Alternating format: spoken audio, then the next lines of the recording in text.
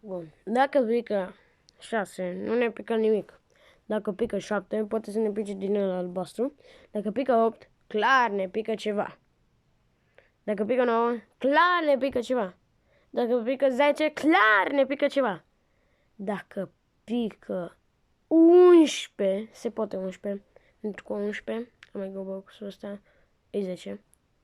Pentru că am bănuții ăia albaștri. Clar pică ceva.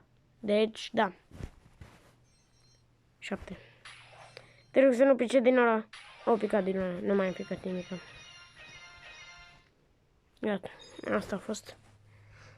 De ce m-am cumpărat din ăsta pe Dynamite? Că îmi pică în continuu și...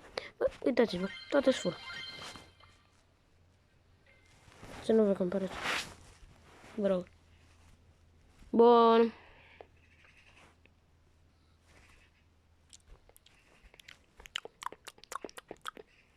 Bun.